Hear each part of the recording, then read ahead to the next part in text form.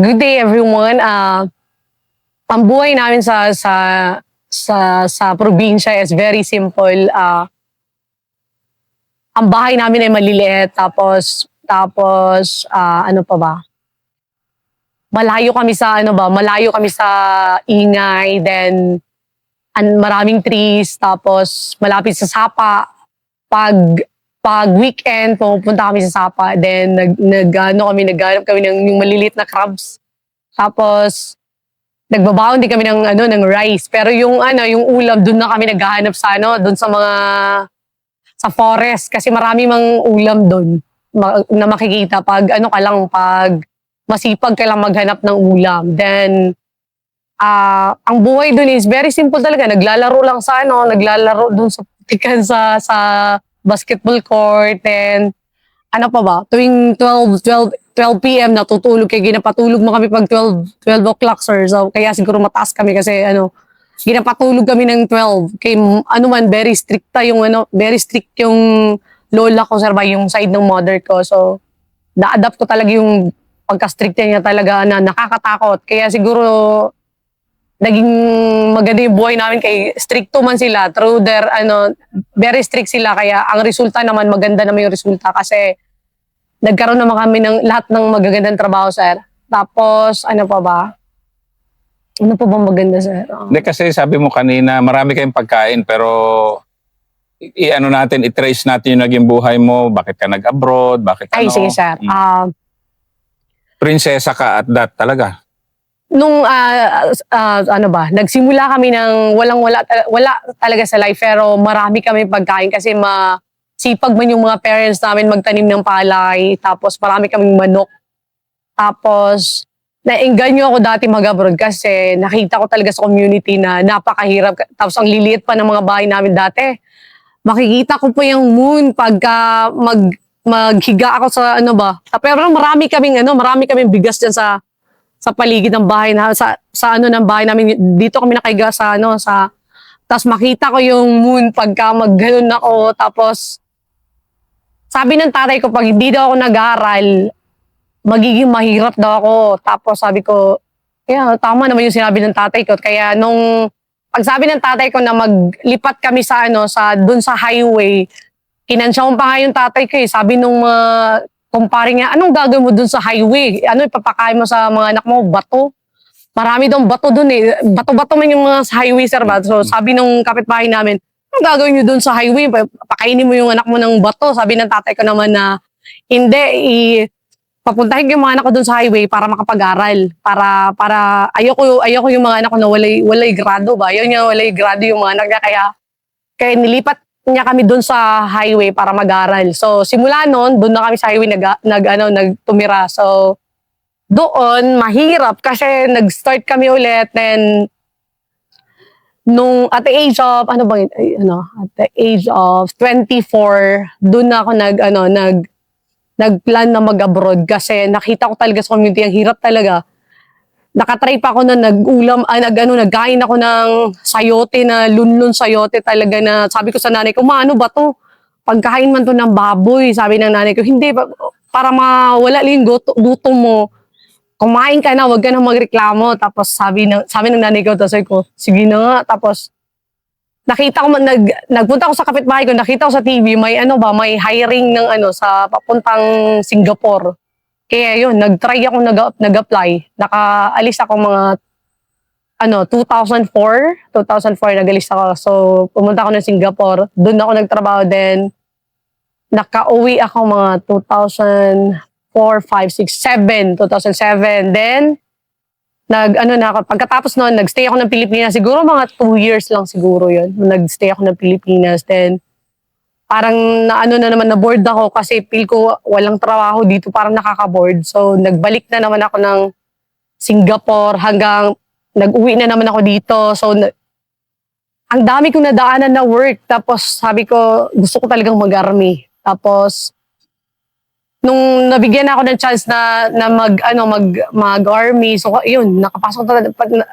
Nung nabigyan ako ng chance, so nag-grab ko talaga yung chance na makapasok sa army. Kaya ngayon, nung nakapasok na ako ng army na fulfill ko na talaga lahat ng gusto ko kasi nagkaroon na ako ng magandang bahay, tapos meron akong stable job, tapos lahat ng gusto kong makain, nakakain ko na, tapos lahat ng need ng kapatid ko, minsan nabibigay ko na, tapos lahat ng kapatid ko may stable job na rin, kaya hindi na sila nangihingi. Minsan ako na lang nangihingi. Kasi ikaw talagang only girl sa inyo magkakapatid, ano? Kahit matanda na ako, sir, naghihingi pa rin ako. Kasi palanggaman nila ako kasi, sir. Kasi nung nandun ako sa Singapore, kasi, sir, ako yung nagigib sa kanila, sir, yung nag-aaral sila. Kaya nung meron na silang mga work, nagigib back na rin sila sa akin. Ngayon. Maano kayo, no? Kasi kanina, in-interview ko si Corporal Maka, yung tribe, maano siya kayo, no? Yung Giver. responsibilidad nyo sa isa't isa. As a whole talaga, sir. Hindi, ikwento mo nga yung di ba ngayon, sa army ka, pero siyempre kitang-kita mo ngayon ito yung tribo namin. Ano yung pagkakaiba nyo? Kasi talagang maano kayo, Kami, sir, is very family-oriented talaga kami, sir. Pagka example, may problema yung isang tao, kahit malayo na sa amin, ginatulungan pa rin namin. ganon. Opo, ganun kami, sir. Kahit example, tayo, malayo na tayo, tapos mag-approach ka sa akin na ganito, ganyan. Tapos kahit sir, mag-ano talaga kami, sir. Maghanap kami talaga ng paraan para matulungan kita, sir. Na hindi politika yan, ha? No, Ano yan? sir. No, sir. Kasi Comes from the heart talaga yun, sir. iba yung level na yun, no? Yung service talaga na Oh, nakasanayan na kasi namin, sir. Kasi yung tatay namin, ganun yung servisyo na talaga, sir. Talaga, yung walang sir, walang halong yung through the heart talaga. Sige nga, ikwento mo nga yun kasi medyo masyado kasi maraming naririnig na negative about service, eh. Yan nga, meron nga controversies. Pero sa inyo kasi sa tribe. Sa amin talaga, sir, is very pure talaga yung services namin. Sige nga, ikwento mo nga Very yung pure. purity. Kasi kahit wala, kami ka ng kulang sa resources or tamang-tama lang para talaga sa amin. Kahit bigas nga namin, kahit kainin na namin, ginabigay pa yan. Dati, sir, example yung tatay ko, pag may pumupuntang galing sa bukid, tapos example, wala pang kain, walang pamasahe, mga ganon. Ginaano talaga yun ng tatay ko, sir, kahit wala na siya. Example, kahit ako, sir, kahit wala na ako, pag example, need mo talaga, hanapan ko talaga ng paraan para maano ko talaga yan, ma-solve ko talaga yung problema mo, sir. Kasi yan eh, walang kapalit yun eh. Walang kickback that is yan. our happiness. Happiness yun ng tatay ko, sir, yung ganun. Yung helping other people without payments. Ganun na talaga nakasanayan ng tribo. Hindi, ibalik nga na. Dahan-dahanin nga natin yon. Bakit ganun yung tribo? Bakit? Kasi nga, na talaga, yun yung nakasanayan ng simula, sir. sa kultura ng... Sa kultura na talaga namin yung sir, yung helping other people without in return sa amin, ganun na talaga, sir. Kasi sir, yung sa amin kasi pag nakatulong ka, sir, ang sarap ng pakiramdam, sir, ba? Parang ang saya pag nakatulong ka. Lalo na pag yung tao, example, dati sir, ko man talaga to nung nasa City Hall ako. Namatayan sila, sir, ba? So ako, ako noon, staff ni Papa. So ako yung nagatulong ng mga tao na, example, namatayan. Samahan ko yan sila, sir, magpunta dun sa DSWD, maghingi ng ganito, maghingi ng bigas, or maghingi ng ganyan. Ma-appreciate mo talaga, sir, kahit nasasaktan na sila, baka pagka maguli na sila, sir, i-hug ka nila, magpasalamat ka po sila, bisag, nako, lamig yun kayo magtabang, as in, kaya kahit nag-army na ako, sir, ginagawa ko pa rin yan, sir, kahit sa ko, yung sa mga ka-batchmate ko, pag magpunta sa akin, magtulong talaga ako, sir. Kahit uniform ko pa, bigay ko yan. Sapatos ko, magalit na lang yung tatay ko, sir, kasi kahit sapatos ko, bigay ko pa yan. From head to toe talaga yan. Kasi yun ang sense of service nyo. Ganun talaga ang way of love namin, sir. Yun ang way of love. Opo. At service ng... Servisyo, oo. Ganun ang namin. Kasi bihirang-bihira na kasi. Hindi, masyado na very kasi... unique, very talaga kami, sir. Ganun talaga ang way of showing our love to other people. Ganun, sir. Hindi kasi anak ka nga ng dato eh. Ikaw nga napilitan mag-abroad. Suppose, dahil nga... Kasi ate man ako, sir. Kaya ako, 7 kasi kami, ako ang ate. So, I need to find way na Pero si Papa may naman siya. Pero mas more on other people, helping other people kasi si Papa. Yung father nyo. Opo. Kaya sabi ko, I think we need something to change our life also. Alam nga naman, sige lang depends sa atong parents. So, matong nangita po gugway, sir. So kami tanan, sir, nangita mi gway. So kami mga successful na tanan, sir.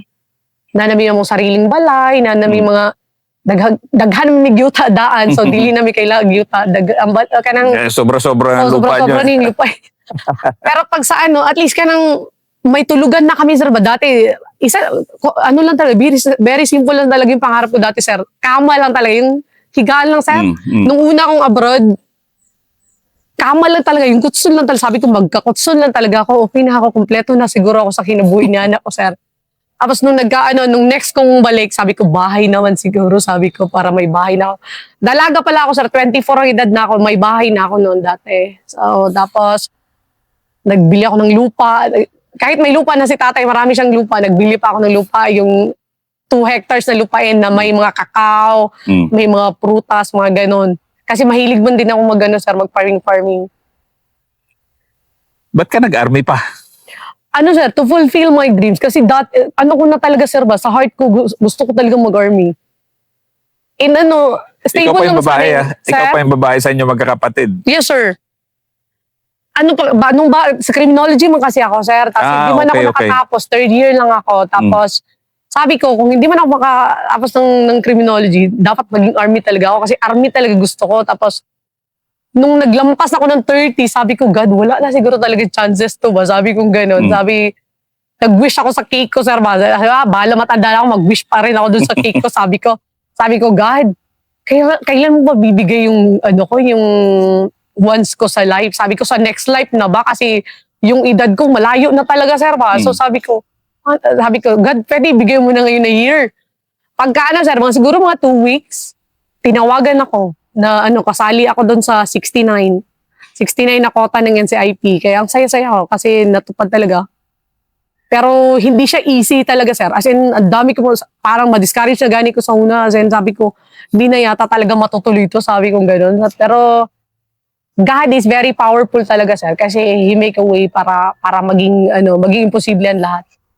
Anong thankful ka ngayon sa buhay na dami mong dinaanan, princess ka? Yes, sir. I'm very thankful kasi nakasurvive ako. Muntik pa man ako namatay sa sir, sa training. Nung nag-training ako kasi kulang ako sa calcium, sa potassium kasi wala nang greater. So, nung nag-training ako, muntik na ako namatay, sir. Tapos sabi ko sa sarili, God, pauwiin mo muna ako sa bahay kasi isa lang ba ako na babae, tapos kukunin mo pa ako. Sabi ko, dapat makasurvive ako sa training. Kaya yun, nakasurvive ako sa training, sir. Pero, ang daming nangyari sa akin, sir, kaya bago ako naka-graduate, palagi akong sikol.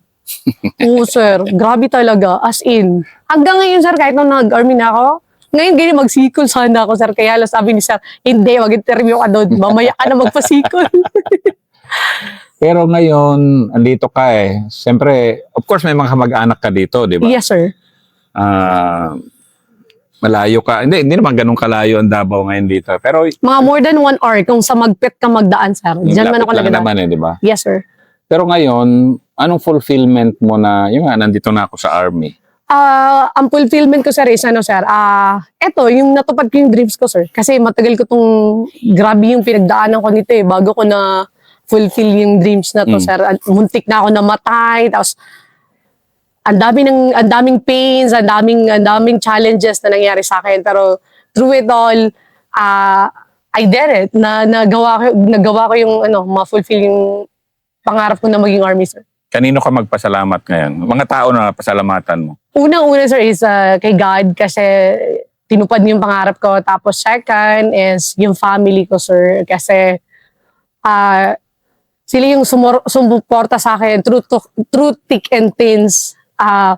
Kaya nakasurvive ako sa life until now.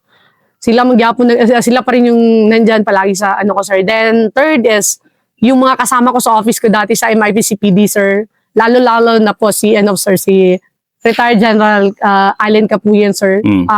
Sir, thank you, sir, sa help mo sa akin, sir. Siguro kung di dahil sa akin, sir, hindi to siguro matutuloy yung pangarap kong maging army, sir. So, salamat kayo, sir. More blessings sa'yo, sir. Sana marami pang IPs na mabigyan mo ng chance na maging katulad sa akin, sir.